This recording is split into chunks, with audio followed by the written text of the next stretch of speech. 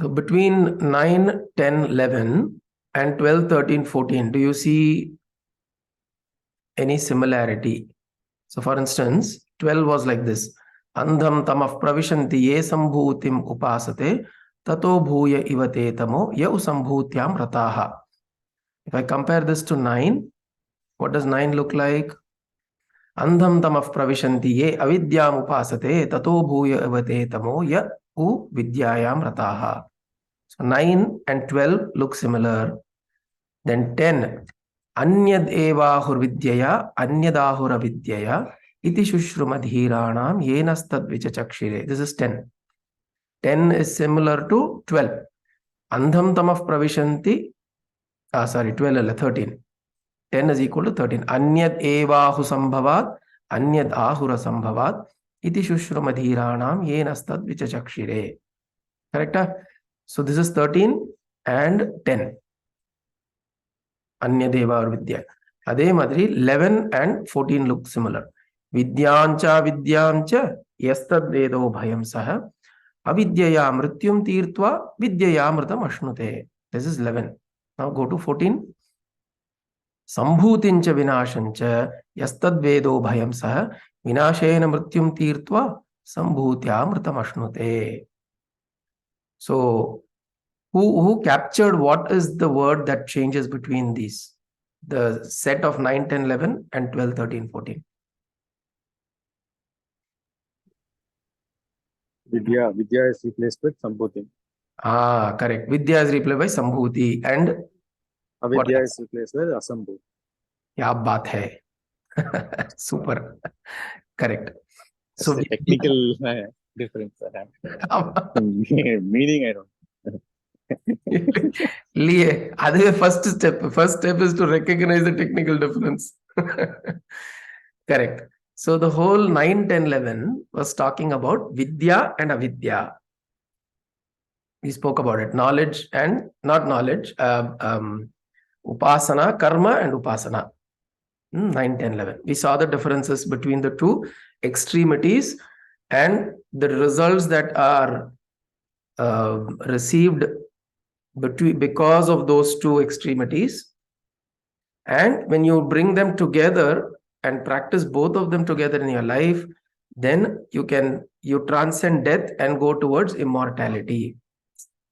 Correct? This is what it said, right? This is what it said. Andham tama pravishanti ye avidyam upasate tato bhuya ivate tamo ya u vidyayam rataha. So the one who is doing avidya goes into darkness. One who is in the path of Vidya. Vidya here means Upasana, alone.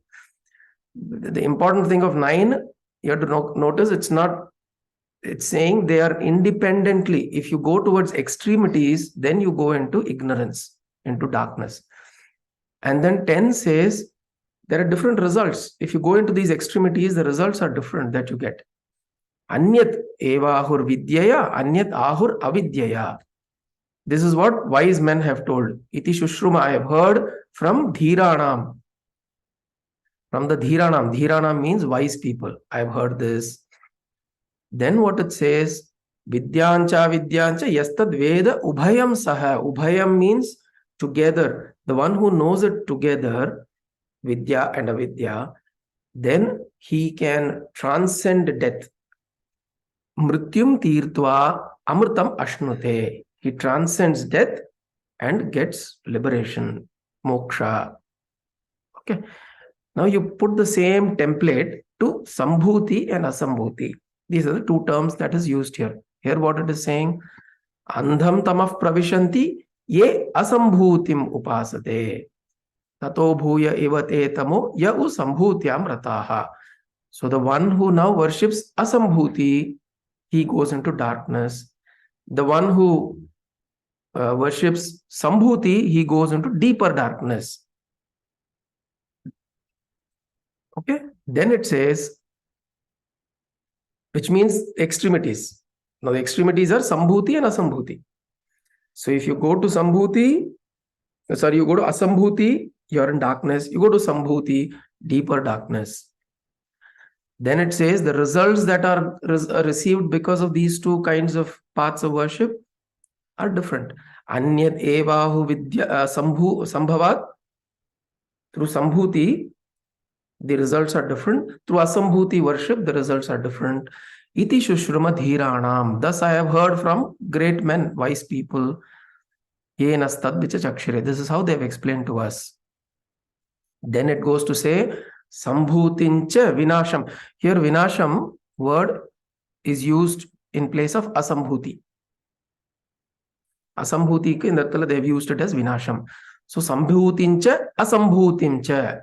Yes, tad vedo bhayam sa. So the one who knows sambhuti and asambhuti, both together he worships it. Vinashena mrityum asambhutine asambhutya. From asambhuti, through asambhuti, he transcends death. And sambhutyam amritam ashnute.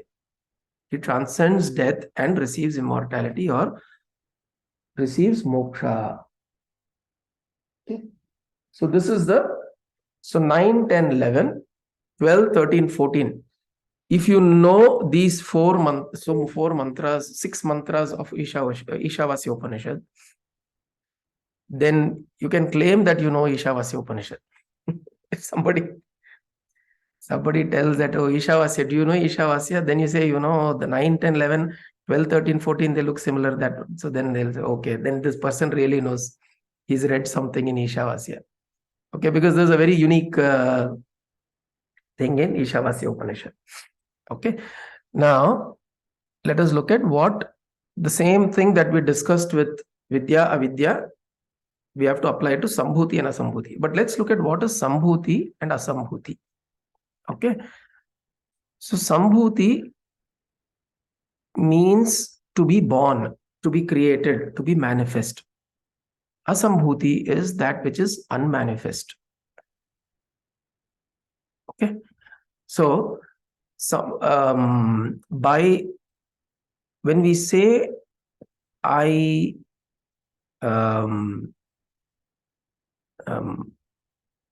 worship the manifest. Now, what is manifest and what is unmanifest? That which we perceive through our 5 sense organs is manifest. Correct? Only then we can experience experience the world through our 5 sense organs. If these sense organs are not operating, I cannot experience a certain manifestation. Correct? A certain aspect of manifestation is not available to me for experience if one of my 5 sensory organs, of all of my sensory organs, are not functioning. It's not available for my experience. So when I say when I experience the world, I experience manifestation, it is through these 5 sensory organs. Now, what if I take this to be the only truth? So you would know in Indian darshanas, there are 6 darshanas in Indian philosophical system. The first one is Charvaka, then Jaina, Bauddha. These are called as Nastika systems. So the systems are, it's broken into orthodox and heterodox. The Indian philosophical system is broken into orthodox systems, which is Astika, and Nastika, which is heterodox. Nastika means, Astika means Asti. These are a group of people who believe in what you call as the Vedas. They have faith in scriptures, Vedic scriptures.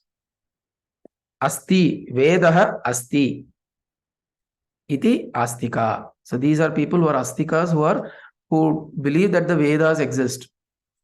Then there are Nastikas who don't follow the authority of the Vedas.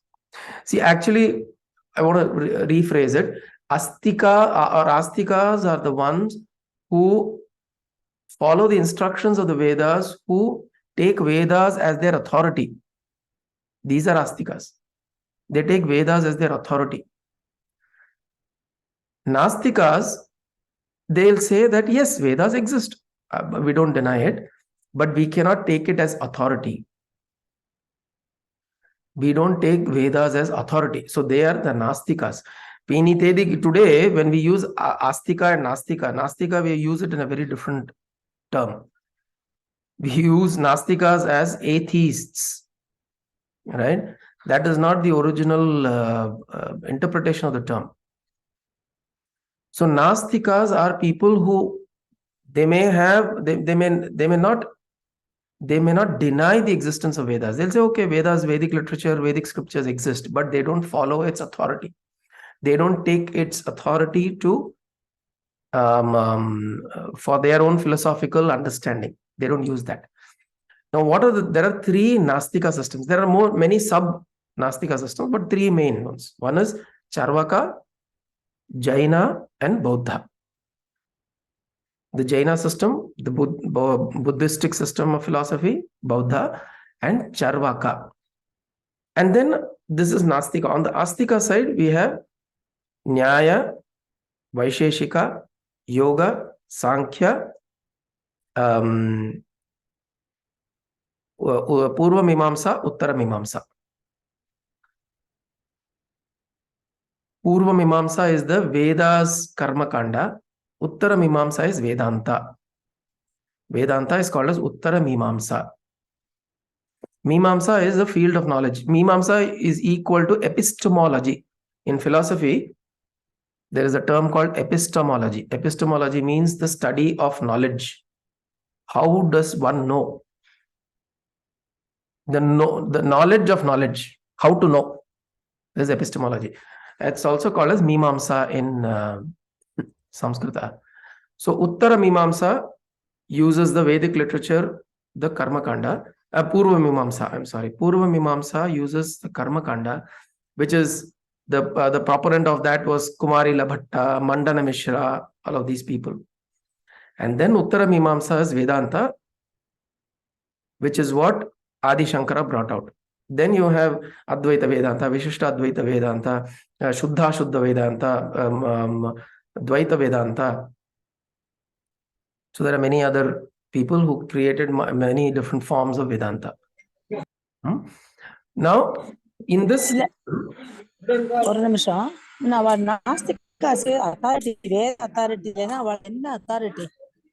Their experience is their authority. So, if you look at the Jainas, for them the Tirthankara is the Guru. Tirthankaras. There are 24 Tirthankaras who are highly evolved, realized beings. So they follow the words of the Tirthankaras. The Tirthankaras have, through personal experience, attained the highest. Through, it is called the Shramana Parampara. Romba Shramam Paduava. They'll take a lot of painstaking things they will do, austerities. You know, you've heard of Jainas, the way they do their this thing, right? They pluck their hair, they do very severe penances and austerities.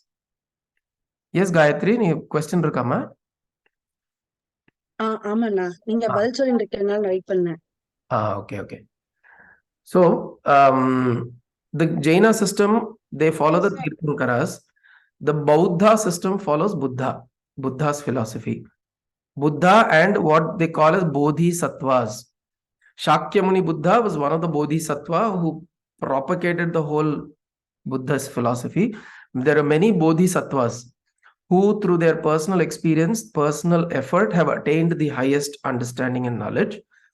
And that becomes what the words of that guru or that teacher becomes most important for the followers of that faith. Like how you have Tirthankaras in Jaina, you have Buddha in the Bauddha philosophy. So this is how the two systems are. Solunga. இந்த பௌத்தர் வரலாம்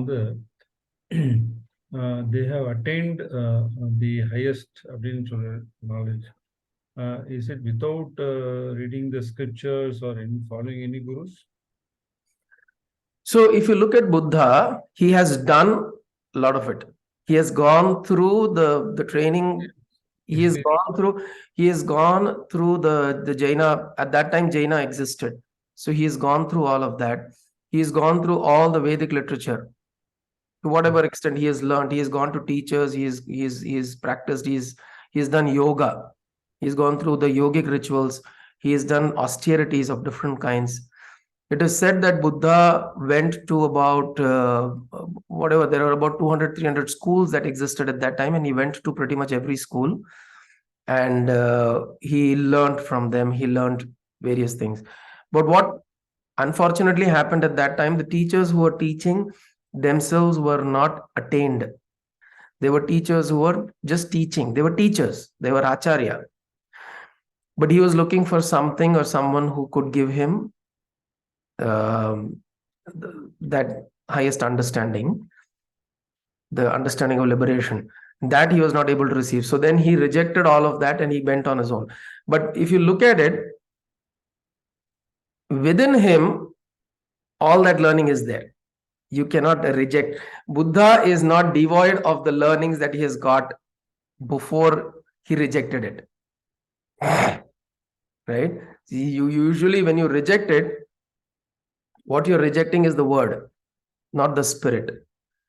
So he would have carried the spirit of the message of whatever has been, and then he would have gone on his own, and he would have said, I don't want any of these men. See, even Adi Shankara at some point says that there is no Guru Naiva Shishya. So there is no Guru, there is no Shishya. There is no teacher, there is no taught. Sadashiva Brahmendra sings this song, right? Yajnana Tirtha, அதுவும் சொல்லியிருக்காரு. Ama Yajnana Tirtha. So there is no form of ritual, there is no pilgrimage. Even Sadashiva Brahmendra says Sarvam Brahmamayam. Kim pathavyam, kim apathavyam. What is there to study? What is there not to study?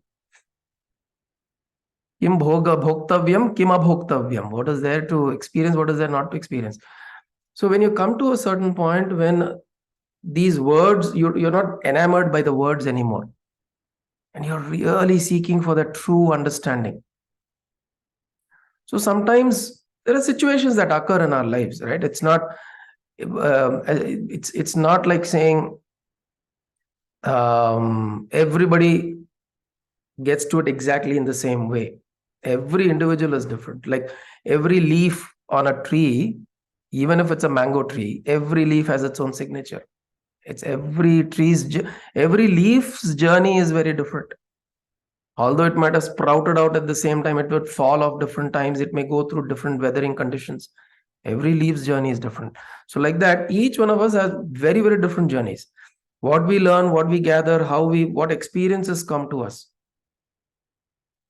I know of people who are very, very devout and very strong Vaishnava followers.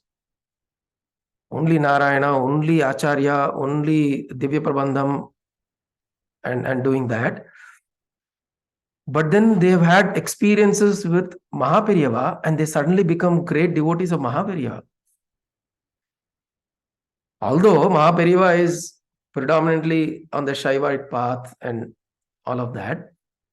And if you look at a very, very orthodox Vaishnavite, should not, or does not, rather, I wouldn't say should not, does not take on to Acharyas. But the experience is so profound in their life through this Acharya, through this living form, through this divine human form that is there, they suddenly become great devotees. So what experiences form your philosophy, what experiences form your understanding of life is very unique. It's very unique. So in that sense, if you look at the Buddha's life also, he's had a very unique path. The problem is when you start following the Buddha,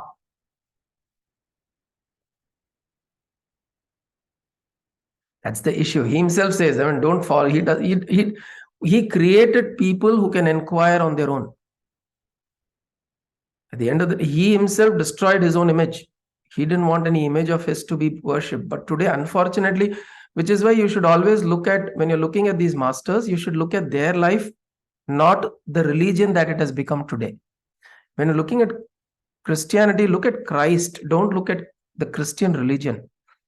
When you're looking at Buddha, look at Buddha alone, his life journey, get inspired by that, not by Buddhism, not by what the religion that has become today. Even in a Muslim Sufi religion, the Sufi saints have lived really phenomenal lives in terms of the processes they went through, the yearning that they have for the Lord, the bhakti. You take Mirabai, Eknath, Sant Tukaram, Jayadeva, the amount of bhakti that these people. Now, if there are 1,000 people who follow Chaitanya Mahaprabhu, if there are 1,000 people following them, don't follow them. Follow that ideal. I mean, follow means you try to look at that ideal, the kind of conscious states they were in. That is what should inspire us, not the movement that came behind them, right? So this is always important. So here what happens is in the what Buddha did is he learned all of this, but he said at the end of the day it's still words. I want my own experience. Although all of this learning has contributed to that eventual understanding, you can't deny that. Like Jiddu Krishnamurti, those who know the story of Jiddu Krishnamurti, he dropped everything. He was being prepared to become the world teacher by the Theosophical Society. They were preparing him. They were putting him through various disciplines. At the end of it, he saw it as all, the whole thing is a bloody circus. Right? It's becoming a circus, people following this, following that, thinking that somebody is going to give them liberation, somebody is going to save them, savior and all that. Not realizing that they themselves have to put the effort and they themselves are their own light. This, he dropped the whole thing.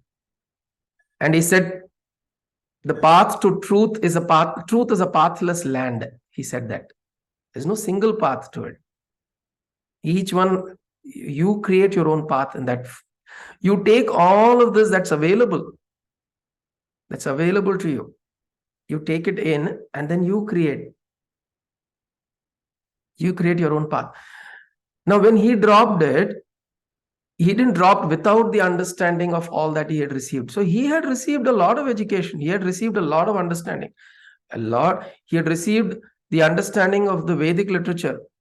He was taught the Vedanta. He was taught whatever blessed spiritual texts that were there. He was taught. He learned all that. So all that learning has helped him blossom into whatever understanding he's received. Point is, we have to go through this. The important thing is we go through this, and wherever it takes us, we're genuinely honest with us in our quest for that highest understanding. That quest is genuine and the seeker within us is genuine. Then the right answers, the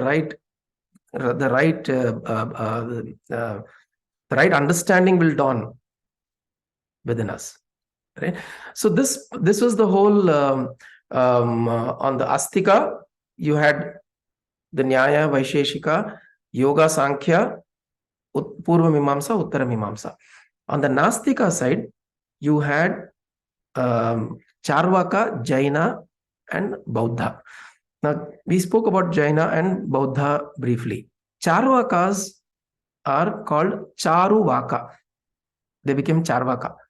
Charuvaka, Charu means pleasant, beautiful. And their speech was very pleasant. It was a group of people. They were called Charvaka because they'll just talk as though, and you'll fall for it. Now, what was that? What would they talk? They will say that everything that you experience here is the truth alone. There is no other truth beyond the truth of the five senses. So you have come here, you live here, you enjoy, you have a good health, you enjoy life, and you die. After you die, that's it. You don't exist anymore.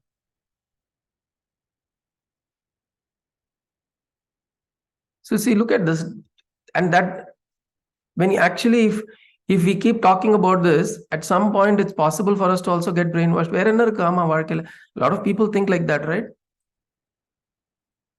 You come here, I mean, you're earning a living. You make sure you earn well, work for earning, have a good life, eat, merry, make merry, do what you want to do. Doesn't matter. At the end of the day, according to the Charvakas, according to them, at the end of the day, there is no heaven, hell, nothing. You just drop dead. One fine day you have to die. You die. So for them, there is no further investigation into what is beyond the experience of the five senses. No, they didn't believe in rebirth. They They didn't. Charvakas did not believe in rebirth. They don't believe in any. In fact, for them, consciousness that we talk about. So somebody went to argue with a Charvaka. Saying, you're talking all this. What there is this consciousness that is there within you, right? There is something that is. According to them, consciousness is a product of matter. And the way they'll prove this is they will say, then if you ask a question, how can non-matter, non-physical, because consciousness is non-physical, how can non-physical come out of physical matter? The Charvaka will give an example of, you take beetle leaf, you take chunnambu kenna solluva, what is called, you put chunnambu on the beetle leaf, then you take the beetle nut, then you put whatever supari and all that. Okay, the color of each of these ingredients, one is green, one is probably off-white, the other one is brown, these colors. Now when you chew all of that together, what is the color that comes out? A red color. Says, where did the red color come from? It came from the mixture of all of this. So he says, in the same way, consciousness is a product of matter. Matter comes together to create consciousness. This is their argument. ரொம்ப இன்ட்ரெஸ்டிங்கா இருக்குடா. அப்படி பார்க்கும்போது நீ சொல்றது chemical ரசாயனம் எல்லாம் வந்துடுறது. Chemistry. Probably where they missed out was when matter is mixed with matter, you get only matter. There's no non-physical. That is true. But they're saying, see, and later, of course, later the Adi Shankara and the other Astikas came and they proved through their strength of their dialectic, they proved it wrong.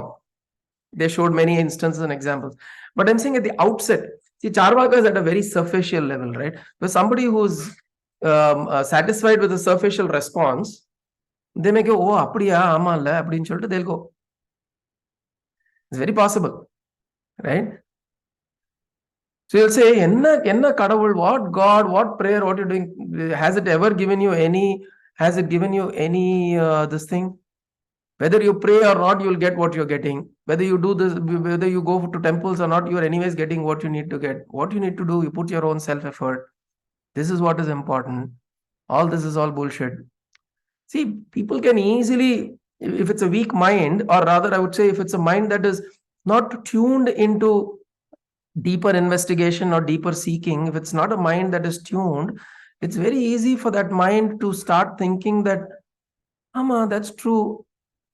You know, there is, if you get an opportunity, watch this debate between Jaggi Vasudev and Javed Akhtar. It's on YouTube. Javed Akhtar and Jaggi Vasudev. On stage, Javed Akhtar, I see him as a Charvaka actually. He's a present day Charvaka. He will say, what is there? Everything is in the mind. It's the mind that is making you do all of this. Prove it to me there is something great more than the mind. Show me. Even if you're thinking that there is something greater than the mind, who's thinking that? It is the mind. So, it's quite, see, actually, if you look at it, it is quite hard to go through this kind of an argument at an intellectual level.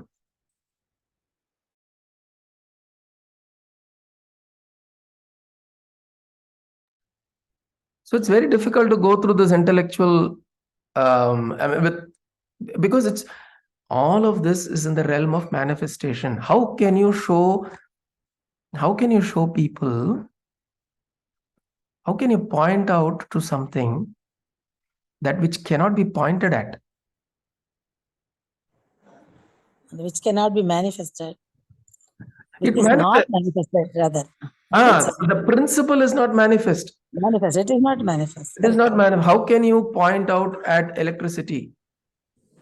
You can only see the result of electricity. You can see the impact or the effect of electricity. We can show the example. The electricity cannot be seen. So unmanifest is also not be seen.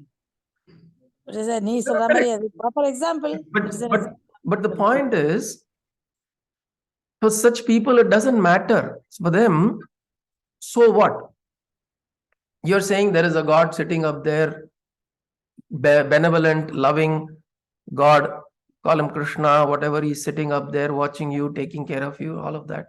So what? You're going through the same sufferings I am going through. You're going through the same desires and pain that I am going through. You're going through the same aspirations and dejections and rejections and desperations, all of that I am going through. Because you're praying, what different are you? See, I'm saying, of course, after a point, you can't talk to Charuvakas because it will not make any sense to us. Because we've somewhere through Guru's grace touched upon something in our lives which has brought out that seeking in us. That I think probably, yeah, as he says, so what, you pray, you suffer, I also suffer. But the difference could be in how they are going to take that, how you are going to handle it. Exactly. That's where probably they'll get differentiated. Correct. No, they will get differentiated for us, not for them. இல்ல நான் என்ன கேக்குறேன்னா இத்தனைக்கும் ஒண்ணுமே இல்லாத ஒரு சாருவாக்காங்கிற ஒரு விஷயம் how it still remains இதுல மீனிங்கே இருக்கிறதா தெரியல. Who made it to remain so popularly in the remain illama. Okay, which is what I recommend. Watch. No, I'll send. Vedanta பேசுற அளவுக்கு சாருவாக்கான்னு ஒண்ணு இருக்கிற மாதிரி பேசுறதுக்கு it has been ஒண்ணுமே இல்லையே இதுல. இல்ல. So Charuvaka, I'm saying Charuvaka does not, it's not a faith like Vedanta. It's not a following. But collectively, if you bring all these people who think this living, this what you're living, this what you're experiencing is the only truth. If you collectively bring all of these people together, they are called Charvakas. And it's easy to follow. It's easy to follow. It's a 1.5 hour video. And throughout the video, this Javed Akhtar is sitting. He's able to hold that conversation. And he's considered to be one of the intellectuals of our time in terms of at least being able to debate and push through. But certain points you will notice it's a little stupid.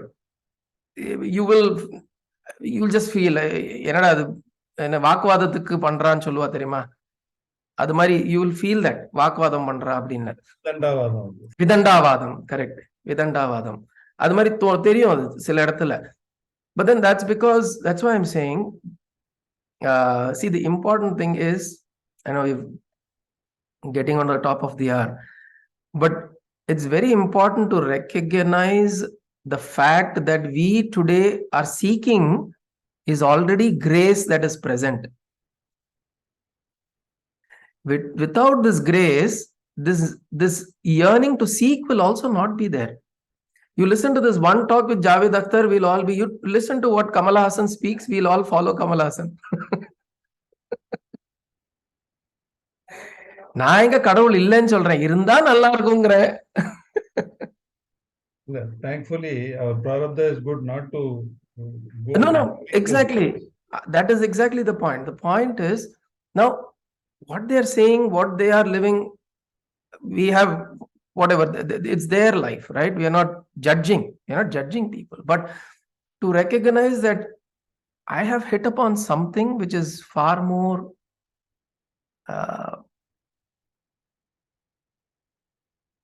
valuable. I've hit upon something which is far more treasure-worthy, right? I've hit upon something that is giving me this desire to seek deeper, not because I'm having sufferings and problems and all that, because I've seen enough of it in cyclical form.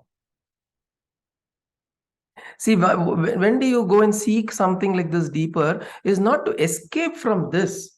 You're realizing that this is going to continue. Samsara will continue. Cyclical form will continue. One after the other, it will keep happening. Even if I am going to even if I pray today and something gets happened tomorrow because of my prayer, day after tomorrow it will go. History repeats. It will repeat. Day after tomorrow it will go. I do a puja, I'll do a homa, I'll do a yajna, I'll do this, that, and the other, and I achieve a certain result. Then that result is again going to change after a little while. Then where do you hold yourself? Sri Vidyaji, I have a doubt. Charuvaka say that mind is powerful, but if a person is brain dead, we still call that person by name. But once the person is dead, we no more call the person by his name. So how they say mind is powerful than the soul? No, so what? Again, I don't want to rephrase the whole conversation that Javed Akhtar and all of them have had. All I'm saying is that what they point out is that mind is the thing that governs everything that you do. Right? Now, when you die, why you are the one saying there is a soul? He's saying the mind dies. And then the brain dead, it's a physical condition where you become numb. Like your leg becomes numb. Well, your leg becomes numb. Are you saying the leg is dead? No. It's a pause in its functioning. It's come to a pause in its functioning. And whatever is breathing, living there is like a life energy. It's like a vegetable.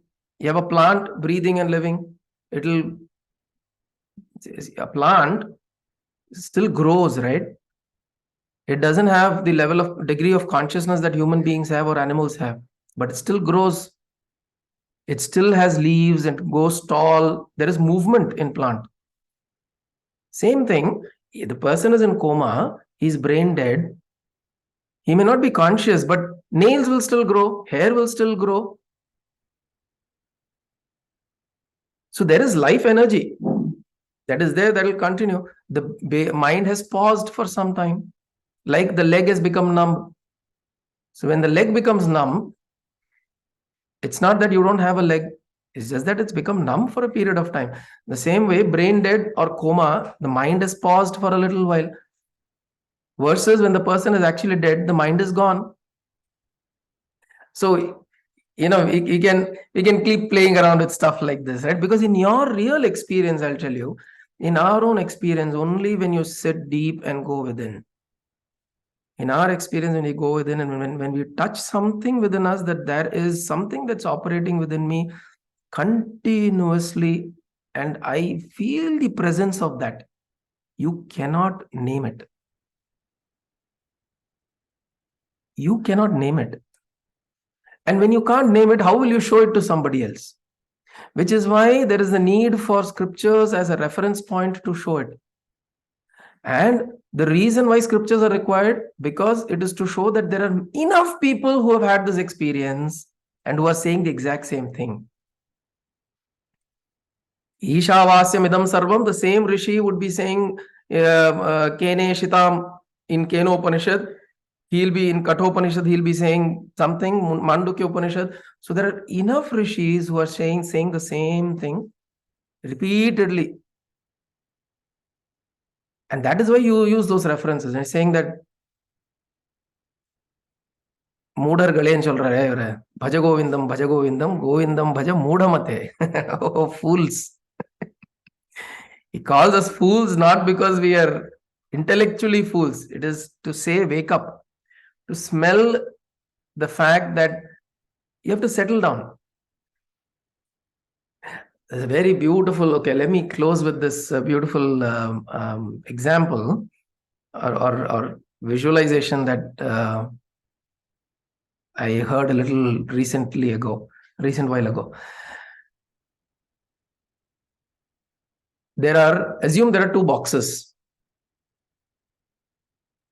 it's a glass case, and the glass case is divided by a glass sheet, glass or an acrylic sheet.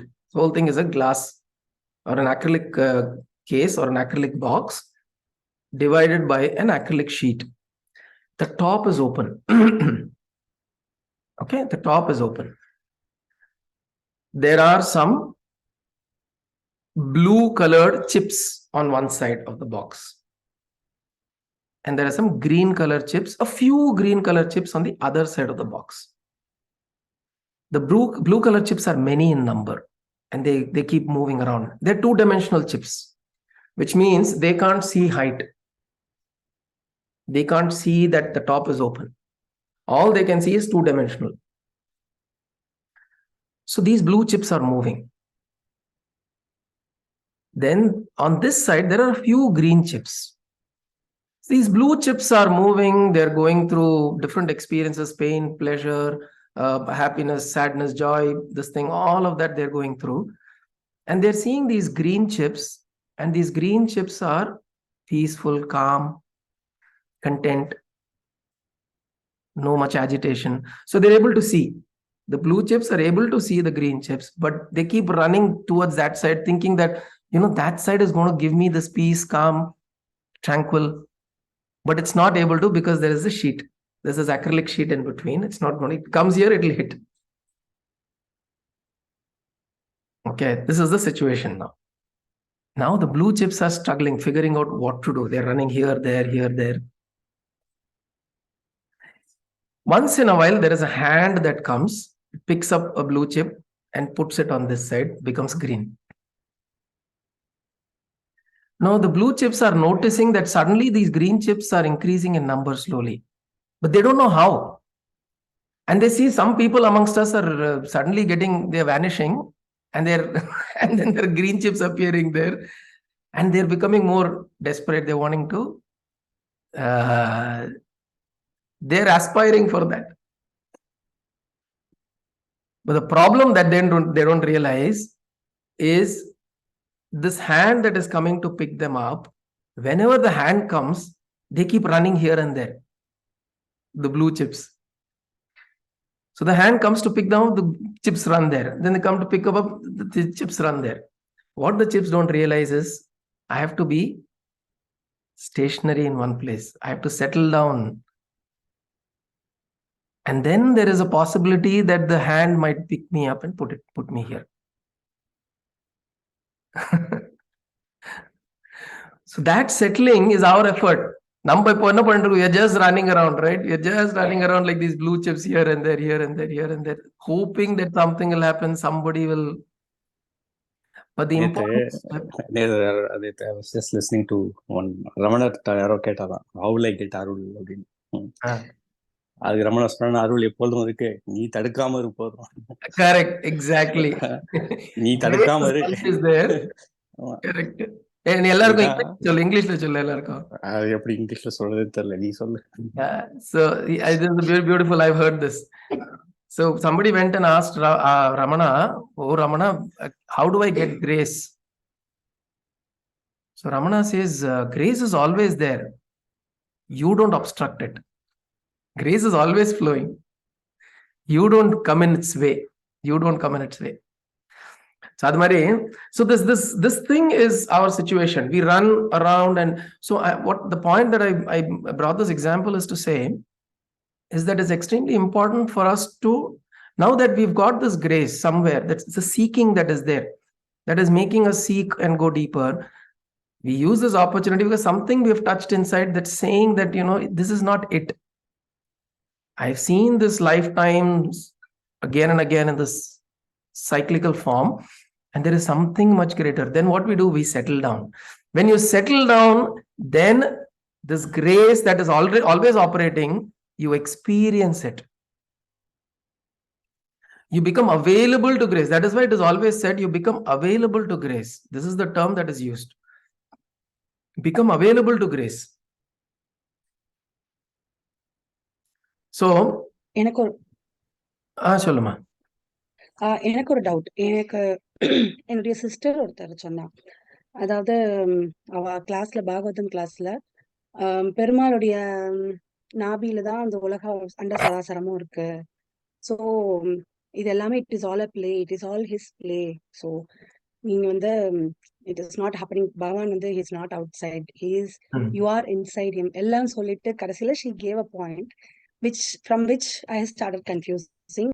கிட்டத்தட்ட சாருவா மாதிரி அளவுக்கு she said something.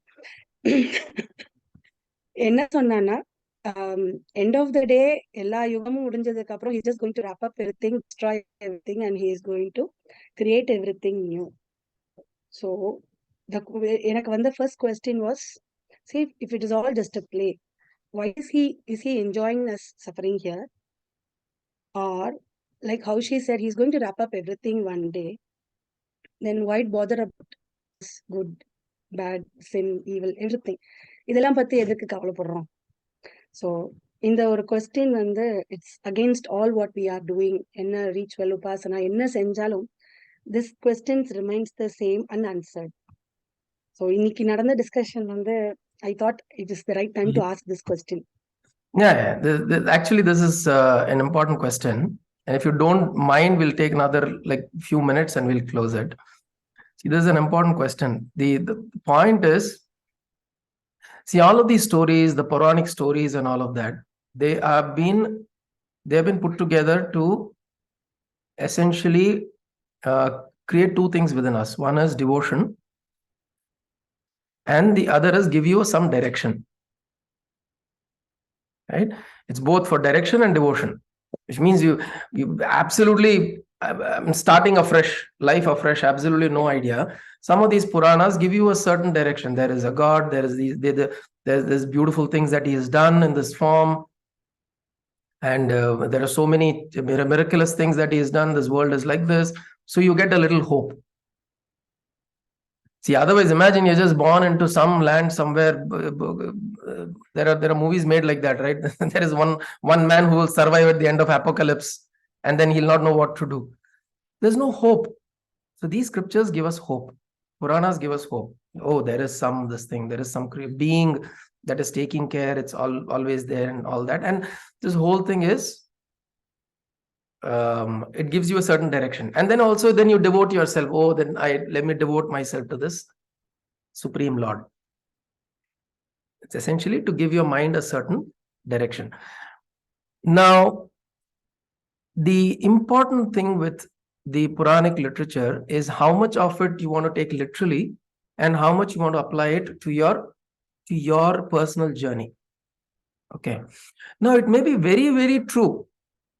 And I'm not disputing the fact that we are talking about truth.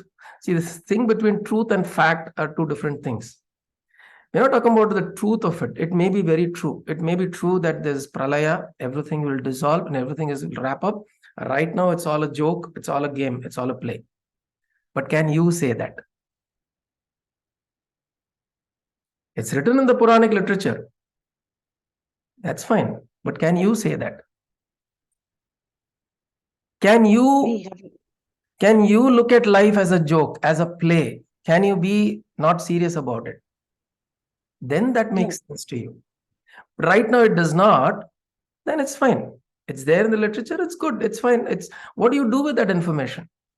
See, always remember, this is the way I always recommend to look at things. Whatever it is, it could have been the greatest, even your own guru, or Adi Shankara, or Vivekananda, anybody would have said something. See what it makes, how it makes sense to you. How does it apply to you, to your life, to your purpose, your perspective of life, your understanding of life? How does it make sense to you? If it does not, it's okay to reject it for a period of time. Because sometimes rejection of it, and then you come back to it with a better understanding, then you will understand it with, see, these things are very beautiful actually, Gayatri. If you look at it, there is pralaya. In fact, pralaya is happening every night when you go to sleep. But are you able to see it that way? See, you understand what I'm saying? See, pralaya is happening every night. In fact, pralaya happens every moment within us. We create that continuity. This creation, sustenance, dissolution is happening constantly. But should I consider it as it's like a trying to find the starting point of a circle? Right, exactly, absolutely right. How do you start? It is already end. That's the end of it. That's the end of it. Where do you? When it starts, when it goes out. Correct, absolutely right. Now the problem is, we are here, we're trying to get somewhere, but when you reach that place, and if it looks exactly like this, what will you do? You'll feel stuck, right? The point is that, why does that feeling of stuck is there? Because then when feeling of stuck is there, you realize you're in a circle. You're stuck in repetitive nature of things. And that is true of nature also. That is true of the Brahmanda also. The whole universes collapse, they get recreated, they collapse, they get recreated. Now the point is, if this knowledge can immediately give you liberation, what the hell? What am I doing? Why this whole thing? Can you do that? If that knowledge can immediately liberate you, then that knowledge is very, very potent for you. If I know this whole thing is going to be collapsing, whole thing is going to go, what is the point? Then I want to know what I'm going through. I want to really find out what I'm going through. But no, I don't want to leave my next movie that I want to go to, or I don't want to leave the next the meeting with my friends that I have, or if my if I have my child that needs my attention, I have to attend to it. If I'm caught up here and I'm trying to bring that here, it may not work that way. These things are important as a very probing question, and it can be used as a very probing question. It can be. இப்படி சொல்றாளே நிஜமாவே என்னது இது? Forget this. You've seen all of these NASA photographs and all that. It zooms out, right? It shows Earth and then zooms out of Earth. It shows the solar system, zooms out of the solar system, shows the galaxy, it zooms out. Where are we? Where are we in this whole cosmic creation? Right? Yet our problems seem so big. Now, can we use this information that this whole creation is dissolving, going to dissolve? And can I go within and say that I really now want to find out what the hell is happening? See, this is the thing. This information that is there in the literature can transform us or confuse us. It can do both. Yes, it has confused me. Correct? It can do both. What I'm trying to say, these literatures, these educations in the bhakti, idellame, you can take it as elementary lessons, elementary school lessons, which can later on அதை பெருசா ஆக்கும்போது we may try to understand, oh, இது ABCD தான் முன்னாடி சொல்லி கொடுத்திருக்காளே. With the ABCD they create lot of words. So it can, to my according to me, as a elementary school lessons which we go through and not understanding, and the rhymes we do at the age of 5-6, and the rhymes ki meaning kadayadu, but when we grow we understand these were all meaningless rhymes, but still we underwent because we have to learn better things along with the rhymes, rhymings and words, English, whatever it is, English or any language for that sake. Nila nila vavan sonna nila odia vandra porudhu, மடிமேல வந்து உட்காருன்னு சொல்றீங்களா, ஓடி மடிமேல உட்கார போறது. But we learn all these things only to know that Nila may not come, but the state of mind that time நமக்கு வந்து நிலா ஓடி வர போறது இல்லைன்னா கூட நம்ம அதை பண்றோம். ஏன்னா என்னைக்கான ஒரு நாளைக்கு அந்த நிலா வராது, நமக்கு நாம அதை பாக்குறோம், பட் இட் இஸ் தேர்னு புரிஞ்சுக்கிறதுக்கு ஒண்டிதான். That is what I feel. There is all elementary lessons. What we புராணால இருக்க கதைகள் அத்தனையுமே தேர் ஆல் பக்தியை பரப்புறதுக்கு ஒரு elementary lessons கொடுக்கறதுக்கும்னு எனக்கு தோணும். Correct. Yeah, correct. Elementary, instead of saying elementary, I would say that it will evoke different questions within us. Now, how you want to take those questions? See, a lot of people were really intrigued by the Puranic literature. And then they go really deep to say, let me find out what the hell is this. It can evoke that inquiry in you. Right? In fact, in the shloka also there are tadejati tannejati tad dure tadvantike tadantarasya sarvasya tadu sarvasyasya bhakyatah. Kitta irukku, dooram irukku, ulla irukku, vella irukku. It's creating confusion. Why does the Upanishad create that confusion? To show that it puts us in a position to say that inquire. I'm telling you something, inquire. I'm telling you something, inquire. It seems very stupid from my physical experience, from the experience that I have. But then inquire. If you think that there is something that I've said has meaning, you want to inquire. Otherwise, drop it and go. Eventually, you'll come back to it. But right now, then maybe drop it and go. So the important thing from all of this is, and what I would suggest is that, see, these upanyasams that, the bhakti upanyasams, they look at the deity or the God as a supreme Lord who's in control of everything. Then it's very beautiful to listen to that, and then we develop that devotion inside, and then every action of ours become an action of devotion to the Lord. So appa enna na mind la kadavule nee indha kshanam vandu nee pralayatha kondu vanda kuda enakku problem illa. I don't have a problem. You bring pralaya right now, I don't have a problem, because I am devoted to you. I am holding your feet, Narayana. Avladhan. That is where we try to build ourselves. Important thing, always go within, always seek. These are good and important questions, Gayatri. I'm telling that these are important questions, but bring it within to see what does it make sense to me? What does it mean to me? How do I process it? Do I have the necessary tools to process this information? Otherwise, let me park it for the time being. Right? Do what I'm wanting to do what I want to do, have that focus. The important thing is, have razor sharp focus in seeking. Constant seeking. உலகத்துல என்ன நடந்தாலும், இன்னைக்கு கல்யாணம், இன்னைக்கு சின்ன பொண்ணா இருக்கேன், கல்யாணம் எடுத்து மாட்டு பொண்ணு மாமியார் மாமனார் வந்துட்டா, குழந்தை வந்துருது, குழந்தை பெருசாருது, அதுக்கு கல்யாணம் ஆறுது. All of this can happen, but you don't leave this essential seeking within you. This is what is going to hold you. And konjam konjama understanding will flower, blossom agum. Aha apdi namakke ullukulla. This is realization, gradual progressive realization. True, absolutely true. ஏன்னா first Bhagavatam is only a starter. அது வந்து நம்ம kick start பண்றதுக்கு வந்து battery power கொடுக்குற மாதிரி பாகவதம். இந்த பாகவதம் வந்து it strings you on the track.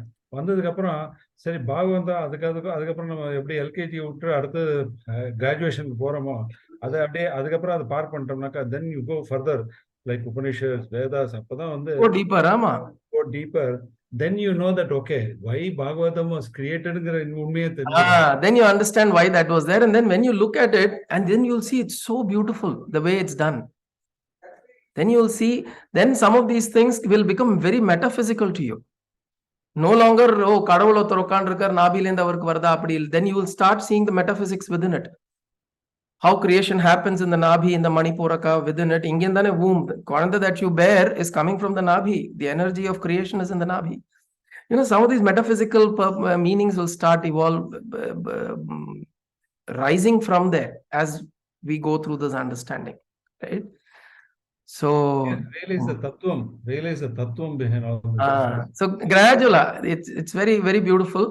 And I think it's important that we go through this seeking constantly. So today what we did is we didn't complete this mantra. We'll pick up this mantra next week, because I think some context was important, I felt, and we went into a little detail.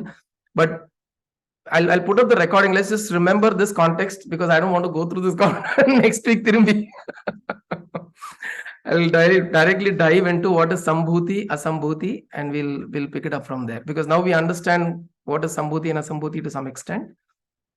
Creation, manifested creation, and the supreme or the unmanifest, manifest and unmanifest. We'll pick it up from there next week. Okay. Om Kayena vacha manasendriyerva buddhyatmana va prakrite svabhavat karomi yatyat sakalam parasmai narayanaayeti samarpayami sadashivayeti samarpayami jagadambikayai iti samarpayami sadgurunathayeti samarpayami. Hari Om Tat Sat Gurubhyo Namaha. Hari Om.